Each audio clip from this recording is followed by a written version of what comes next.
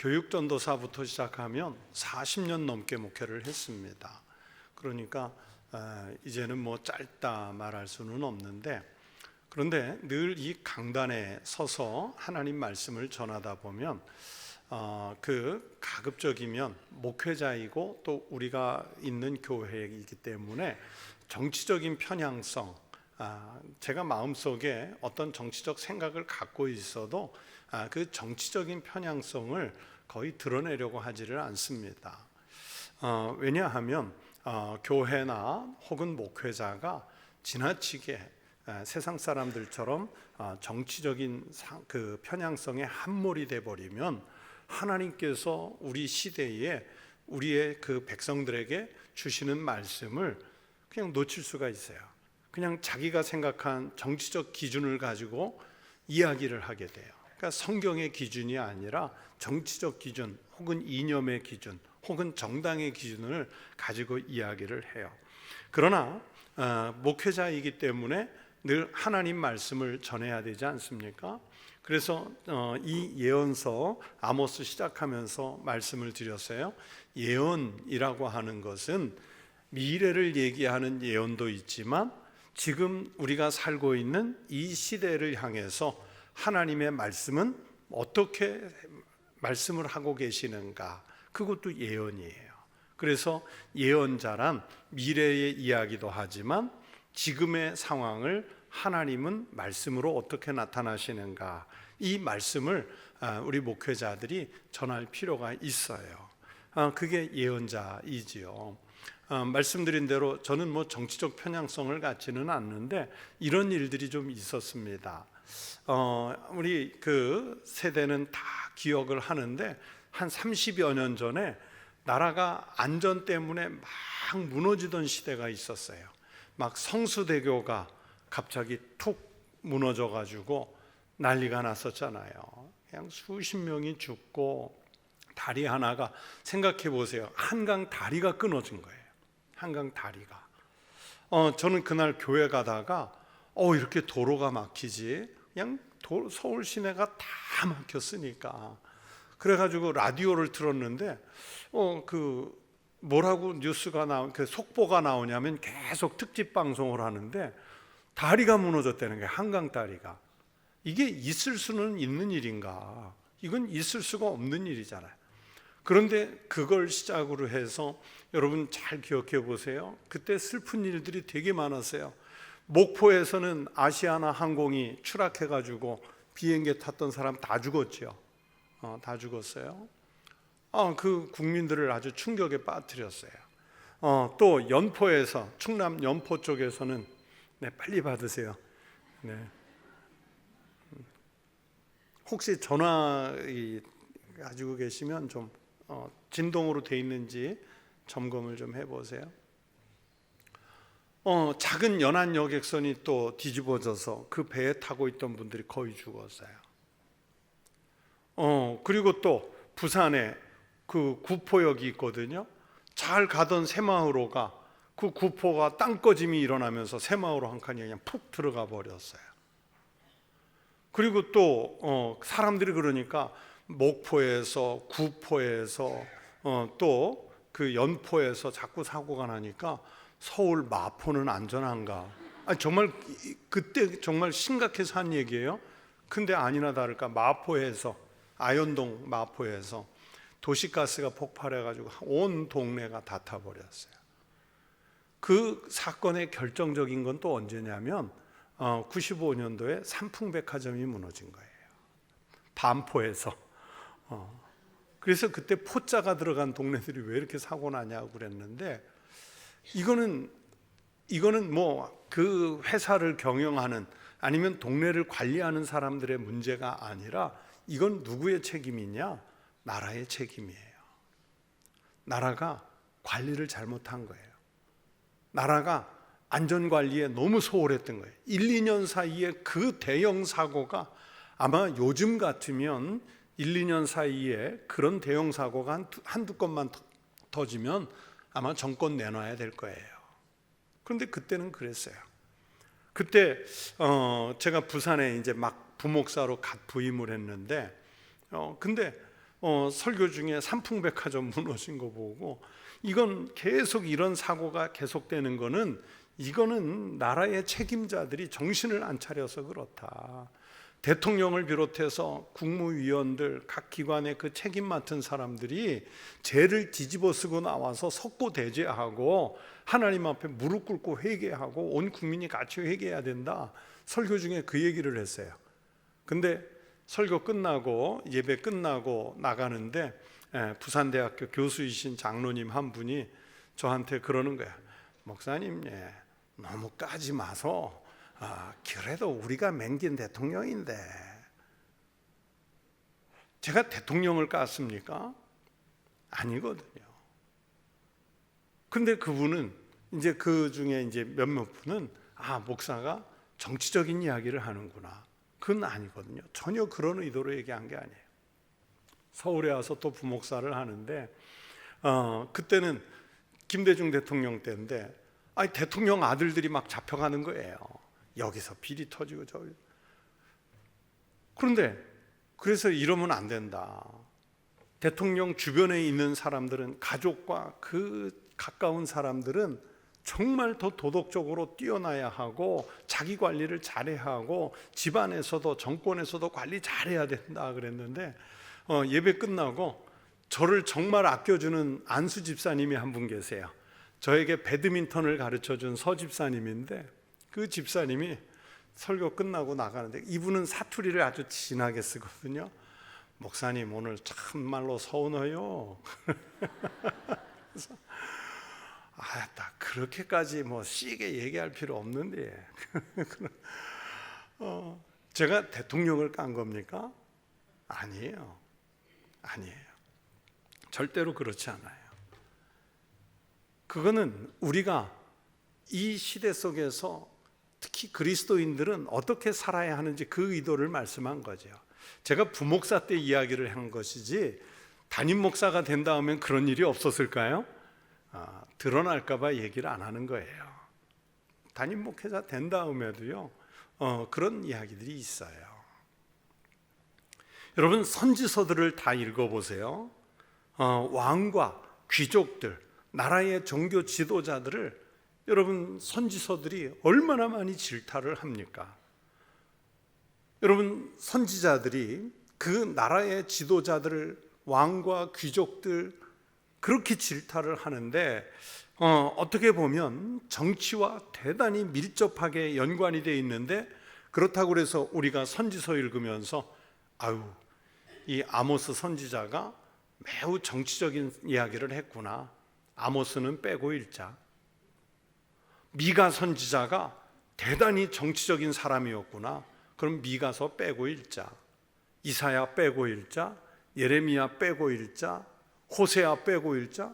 그럼 성경을 뭘 읽겠어요? 그런데 현실적으로 선지서들을 읽어보면 얼마나 정치적이에요. 그렇죠? 정치 지도자들, 나라의 행정, 사법, 종교 지도자들을 질타하잖아요. 그분들이, 선지자들이 정치인들을 향해, 그 당시의 시대적 상황을 향해 질타하지만 이건 정치적인 것이 아니라 하나님께서 지금 당신들의 행태에 대해, 그리고 이 시대가 놓여져 있는 상황에 대해 하나님은 어떻게 생각하시고 하나님은 무슨 말씀을 하시기를 원하시는가, 그걸 이야기하는 거예요. 그걸. 그래서 교회와 목회자는요 진영 논리에 빠져서 전해야 하는 것이 아니라 하나님이 이 시대와 관리들을 위해서, 그리고 하나님의 백성들을 위해서는 무엇을 말씀하시는지 이것을 전해 주어야 합니다. 그러면서 다소 좀 정치적인 이야기지만 예를 들어서 지금 우리나라의 제1당이 민주당이고 2당이 국민의힘인데, 자기네들이요 꼭 여당할 때 마음만 가지고 야당을 봐줬으면 좋겠어요. 자기네들이 꼭 야당할 때의 마음 가지고 여당을 봐줬으면 좋겠어요. 그런데 우리는요 야당할 때 마음, 여당할 때 마음이요 어쩌면 저렇게 달라지지요? 그래서 그런 그 태도는요 이건 국민들을 불안하게 하고요, 그러면서 백성들을 갈라치는 것이고요. 그런 모든 행태들은 하나님께서 전혀 기뻐하시질 않아요. 이런 면에서 아모스 선지자는 1장에서 보듯이 먼저는 국제적인 관계에서부터 시작해서 북왕국 이스라엘과 남왕국의 그 죄악들에 대해 얼마나 크게 진노하시는 하나님의 말씀을 전하고 있는지 몰라요. 오늘 1절부터 5절 짧은 말씀을 읽었지만 두 개의 단락이 나오는데, 첫 번째는 1절부터 3절, 그 다음에 4절, 5절을 가지고 말씀을 드리려고 합니다. 먼저 앞에 1절부터 3절은 먼저 지난 시간에 봤던 1장 5절의 말씀에 보면 벳 에덴에서 규 잡은 자를 끊으리니 그랬고요. 또 1장 8절에는 아스글론에서 규를 잡은 자를 끊고 그랬어요. 반복해서 규를 끊는다 하는 말씀이 이어지고 있거든요. 여러분, 규가 뭘까요? 규가 뭘까요? 아마 예전 성경을 보시면 홀이라고 돼 있어요. 그렇죠? 홀, 왕이 홀을 내밀매 그러잖아요. 이 규나 홀은 하나같이 왕을 상징하는 지휘봉입니다. 여러분, 군인들 중에 지휘관들은 다 이렇게 작은 지휘봉을 들고 다녀요. 왕도 마찬가지죠. 지휘봉을 갖고 다녀요. 그런데 특별히 왕이 지니고 있는 그 지휘봉을 우리는 뭐라고 성경은 말씀하냐? 홀 또는 규, 오늘 본문에서는 규, 그렇게 표현을 했어요. 자, 그러면 규를 끊는다, 그러면 무슨 뜻일까요? 왕권을 끊어버리겠다는 거예요. 그가 왕권을 가지고 있으면 하나님이 멸망시킨다는 뜻이에요. 여러분, 그러니까 한 나라의 최고 자리에 올라가 있는 사람도요, 하나님 말씀에, 하나님 기준에 차지 않으면 하나님은 치실 수 있다는 것을 성경이 말씀하신 거예요. 그래서 결국 하나님의 명령이나 하나님의 뜻에 어긋나면 하나님은 그 권력자도 심판하신다는 것을 1장에서 말씀을 했어요. 그런데 2장으로 넘어오면서 이제 그 분위기를 이어가는데, 왜 이렇게 하나님께서는 그들을 심판하실 마음을 먹으셨느냐? 서양 사람들이 쓰는 격언에 이런 말이 있습니다. 복수를 하려면 두 개의 무덤을 준비해야 된다. 하나는 나를 위하여, 또 다른 하나는 원수를 위하여, 또 다른 하나는 누구를 위하여? 나를 위하여. 아니, 내가 원수를 갚아서 저 사람을 죽이려고 하는데 저 사람 무덤만 준비하면 되지, 왜 내 무덤은 왜 준비해야 될까요? 여러분, 원수 갚는 것은 일회로 끝나나요? 아니요, 반복이 됩니다. 내가 이 사람 원수를 갚으면 그 사람의 그 후손이 또 나에게 원수를 갚을 거 아니에요. 그러면 내 후손은 또 원수 갚고 또 원수 갚게 되갚으면서 반복이 돼요. 그래서 복수를 하기 위해서는 두 개의 무덤을 준비하라고 그랬어요. 하나는 원수를 위해, 하나는 나를 위해. 결국 이 복수라고 하는 것은 원수만 죽이는 것이 아니라 자기까지 죽일 수 있다는 그런 교훈이 담긴 그 격언이라고 말할 수 있죠. 자, 2장으로 넘어오면서 어떻게 분위기가 바뀌었냐? 여러분, 이스라엘 주변의 나라들이 서로가 서로를 죽이는 복수를 반복하는 거예요. 그냥 복수의 수렁에 빠져들어간 거예요.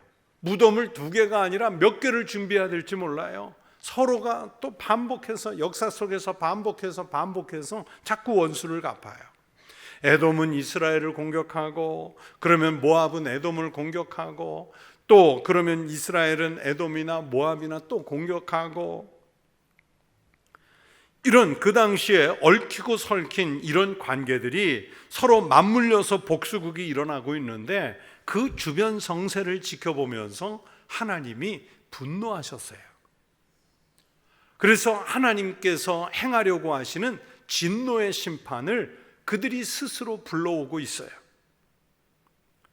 모압이라는 나라, 마찬가지로 에돔도 그렇고 모압도 그렇고 크게 보면 다 아브라함에게서 파생된 가문들이잖아요. 그런데 이 모압도 1장의 에돔처럼 서너 가지 큰 죄악이 있어서 하나님의 심판을 부르고 있다고 2장이 시작하면서 말씀하죠. 그러면 이 모압이 지은 큰 죄는, 특별히 큰 죄는 뭐냐? 모압이 에돔 왕에 대해서 아주 가증한 죄악을 행했습니다. 오늘 말씀해 보니까 뭐라고 되어 있습니까?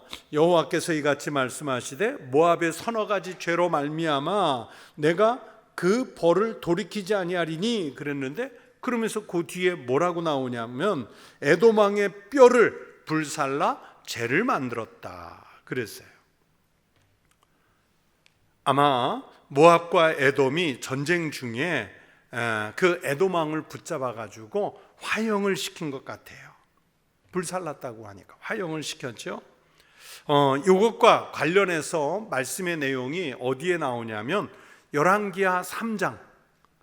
제가 열왕기서를 강의할 때 여러분에게 무슨 말씀을 드렸냐면, 구약을 이해하려면, 그러면서 특별히 소선지서, 대선지서, 이 예언서들을 이해하려면 이 열왕기 상하의 역사를 관통하고 있어야 됩니다 하는 말씀을 드렸는데, 물론 당연히 기억은 안 하고 계실 것도 알고 있어요. 근데 열왕기서와 역대기서를 이해할 수 없으면 이 예언서들을 이해할 수가 없어요. 이 열왕기하 3장에 보면 무슨 일이 벌어지냐면, 남왕국 유다의 여호사밧 왕 시대예요. 그리고 북왕국 이스라엘은 누가 왕일 때냐? 여호람이라는 왕이 통치할 때예요.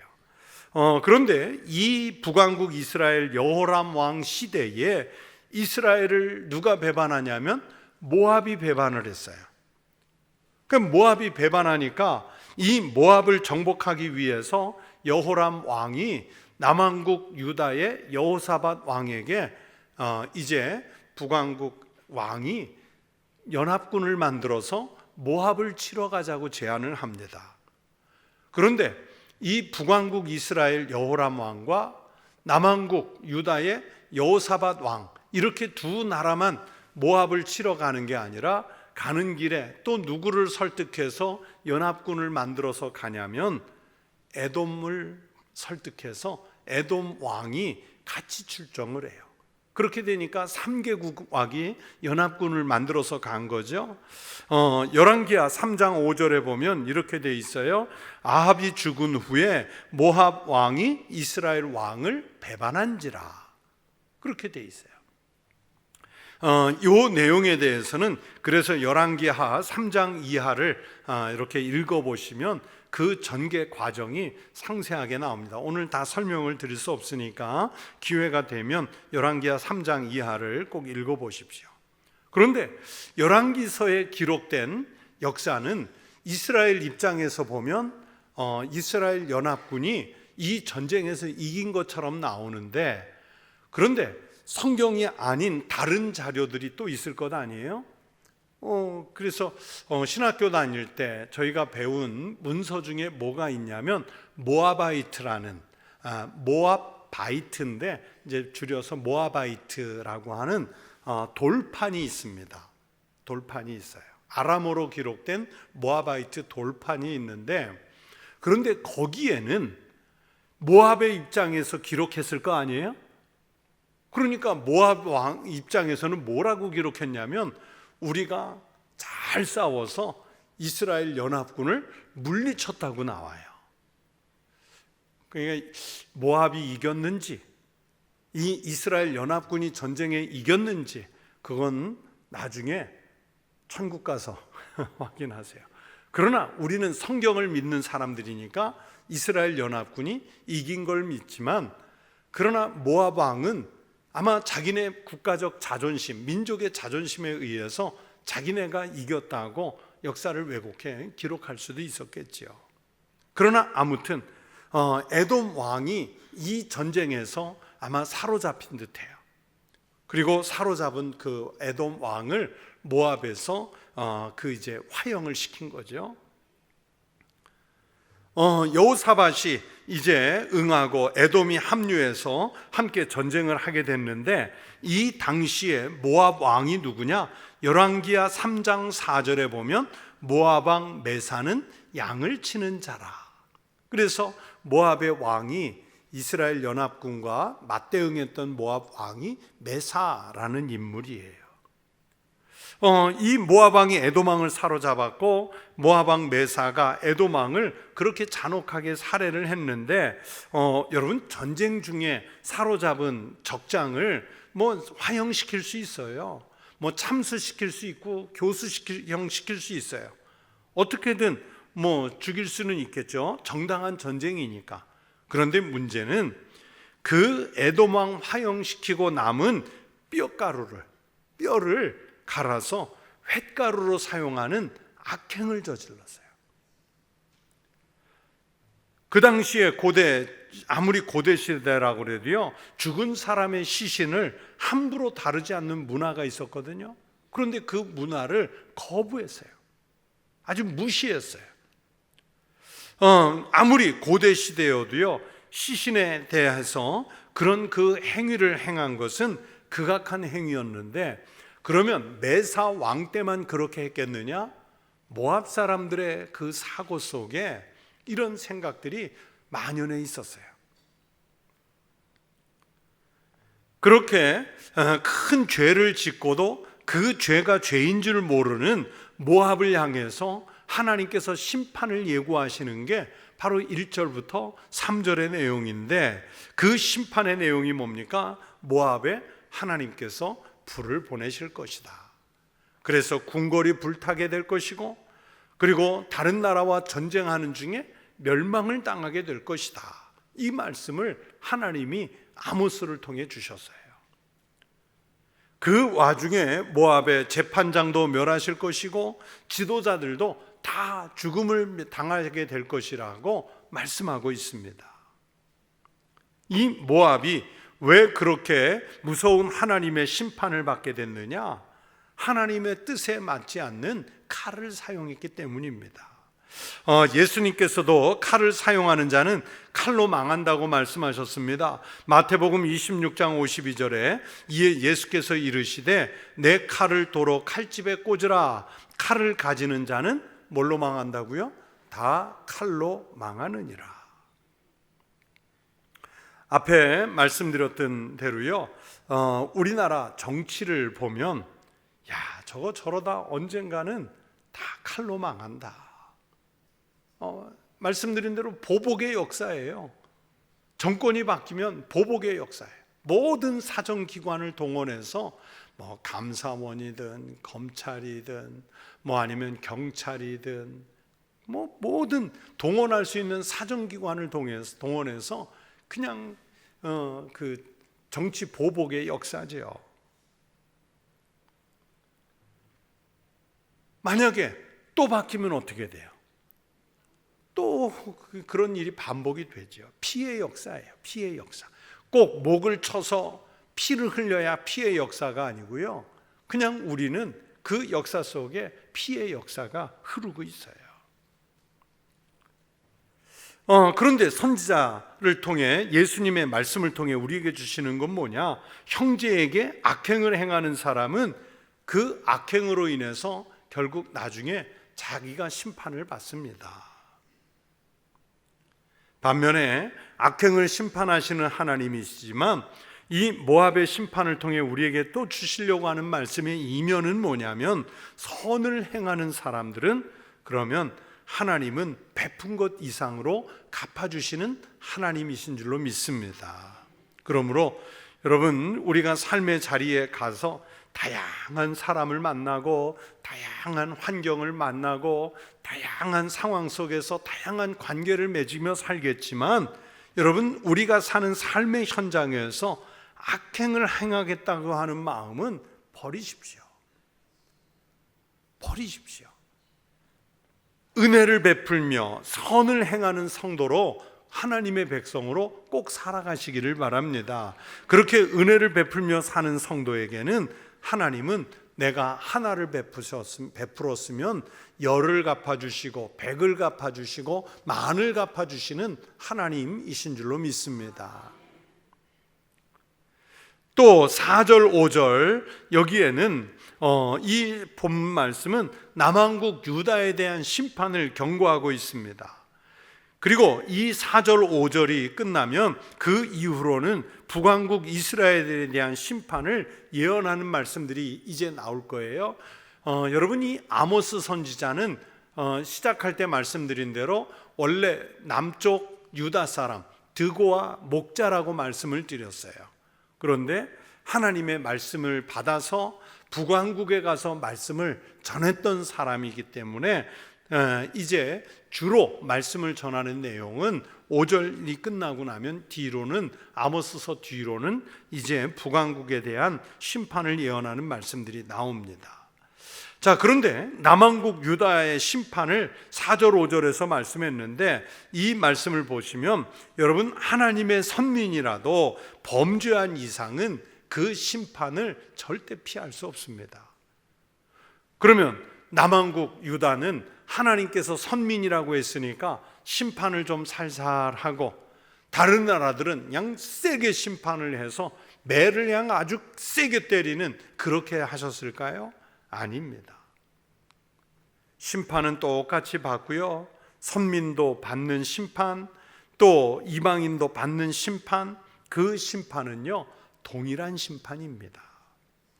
1장 4절, 1장 7절, 1장 10절, 1장 12절, 1장 14절, 2장 2절 주변의 다른 나라들에 대한 심판을 예고하시는데 하나같이 뭐라고 심판을 말씀하시냐면 불의 심판을 말씀하고 있어요.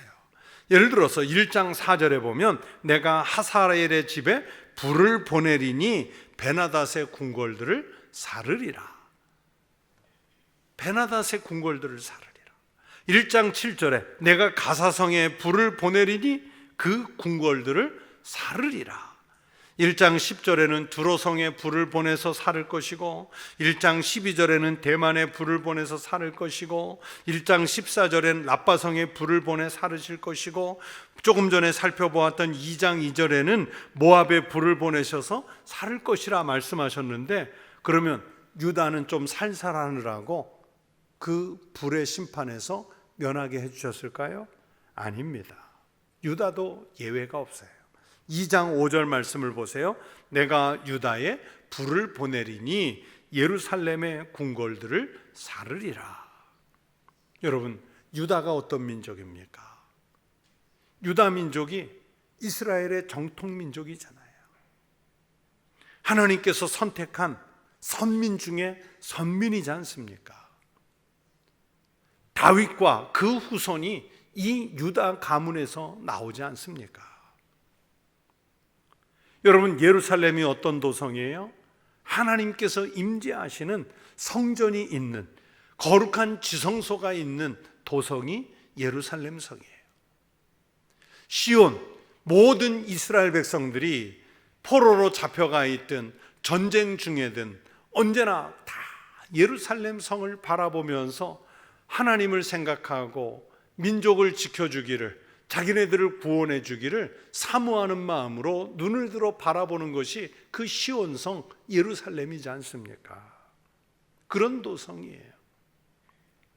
그런데 유다를 심판하시겠다, 예루살렘의 궁궐들을 불사르시겠다, 무슨 뜻일까요?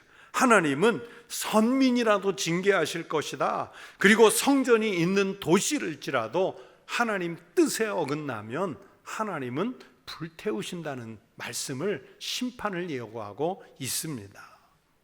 아니, 유다가 무슨 죄악을 지었기에 그렇게 말씀하셨을까요? 여러분, 유다의 죄악은 다른 나라들과는 조금 차이가 있습니다. 어떤 차이가 있느냐? 지금까지 나온 다른 주변의 나라들은 육체적인 타락, 인간의 본성을 따라 사는 그 타락을 지적받았어요. 그러나 유다는 하나님의 말씀, 하나님과의 관계성에 대한 심판을 말씀하고 있어요. 새벽기도 나오시는 분들에게 말씀을 드리고 있는데, 어제 이사야 58장을 했고 이사야 59장을 오늘 아침에 했는데요. 여러분, 이사야서를 보면 이사야 58장부터 66장까지는 어떻게 하면 하나님의 백성들이 하나님이 미래의 하나님의 백성들에게 주시는 영광을 획득할 수 있을까, 그 주시는 말씀인데, 하나님과의 관계 회복이에요. 하나님과의 관계가 회복되면 하나님은 하나님의 백성들에게 어떤 영광을 덧입혀 주실 것인지를 주시는 말씀이 거기에 나옵니다. 결국 오늘 본문에서도요, 유다는 하나님의 말씀, 하나님과의 관계를 어떻게 맺었느냐에 따라서 그 심판의 내용이 나와요. 유다의 종교적, 도덕적 타락을 총체적으로 묶어서 요약한 말씀이 4절 5절입니다. 자, 그러면 유다는 왜 다른 주변의 나라처럼 그렇게 불사르는 심판을 받게 됐을까? 첫째는 여호와의 율법을 멸시했고, 그리고 그 율례를 지키지 않았습니다. 여러분, 이 죄목은 오직 이스라엘 민족에게만 적용된 죄목입니다. 왜요? 오직 이스라엘 백성에게만 하나님이 율법을 주셨기 때문입니다. 이방 민족은요, 율법 자체를 몰라요. 양심의 법이 기준입니다. 그런데 이스라엘의 그 기준은 뭐냐? 하나님의 말씀, 율법입니다. 로마서 2장 12절에 성경이 말씀합니다. 무릇 율법 없이 범죄한 자는 또한 율법 없이 망하고, 무릇 율법이 있고 범죄한 자는 율법으로 말미암아 심판을 받으리라. 여러분, 이스라엘 백성들이 또는 오늘날은 우리 그리스도인들이 율법을 받았다, 복음을 받았다는 것은 하나님의 뜻을 알 수 있는 말씀을 받았다는 뜻입니다. 그런데 교회 밖에 예수를 전혀 믿지 않는 사람들은 말씀을 몰라요. 하나님의 율법을 몰라요. 그래서 그들 가운데 선하게 사는 사람들은 하나님 말씀을 기준으로 해서 선하게 사는 게 아니라 소위 말하는 양심에 따라서 선하게 살아요. 사도 바울도 그 말씀을 한 것이거든요. 또 그들이 범죄한다고 하는 것은 하나님의 율법에 나와 있는 범죄가 아니라 그냥 우리 인간이 가지고 있는 보편적 윤리 기준에서 벗어난 도덕적 타락을 하는 것을 우리는 죄라고 그래요. 그런데 선민 이스라엘, 아니면 오늘날 복음을 믿는 우리 그리스도인들은 하나님의 말씀을 받았기 때문에 이 말씀을 기준으로 해서 우리가 살아가는 사람들이 됐어요. 그런데 성경은 뭐라고 말씀하시냐면, 주인의 뜻을 알고도 행하지 않는 종이 더 심판을 받는데요. 그러니까 유다 민족이 하나님의 말씀을 받았잖아요. 이스라엘이 선민이라고 인정을 받았잖아요. 그 얘기는 하나님으로부터 율법을 받았는데 오히려 하나님 말씀을 모르는 사람들보다 더 타락해? 그러면 심판은 더 커지는 거예요. 누가복음 12장 47절에 예수님께서 말씀하셨어요. 주인의 뜻을 알고도 준비하지 아니하고 그 뜻대로 행하지 아니한 종은 많이 복을 받을 것이라.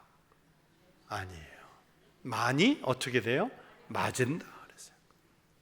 알고 짓는 죄가 더 매를 부르는 거예요. 그렇지 않겠어요? 유다가 꼭 이와 같습니다. 말씀도 주셨잖아요. 선지자들을 보내주셨잖아요.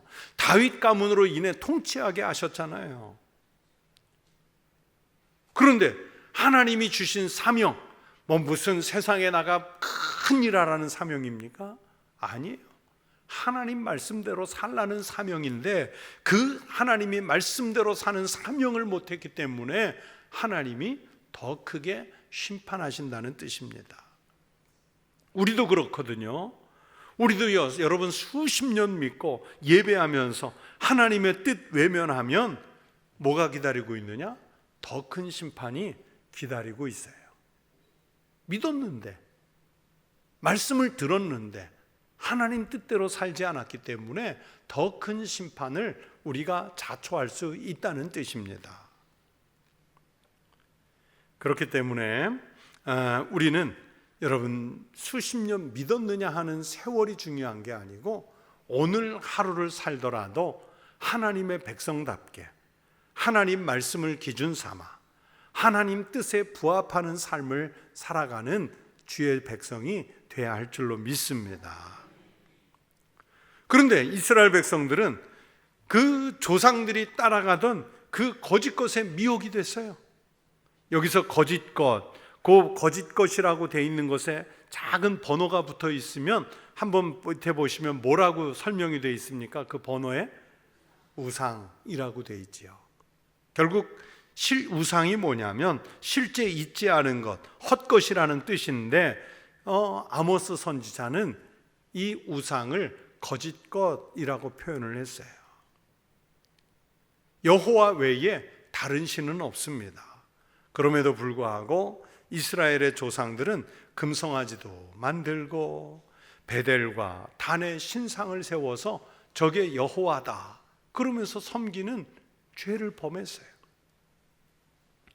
이스라엘 백성들이 그렇게 끊임없이 우상 숭배하는 것을 하나님은 뭐라고 표현하십니까? 영적 간음이라. 하나님이 가장 싫어하시는 죄목이 영적 간음, 즉 우상 숭배였습니다.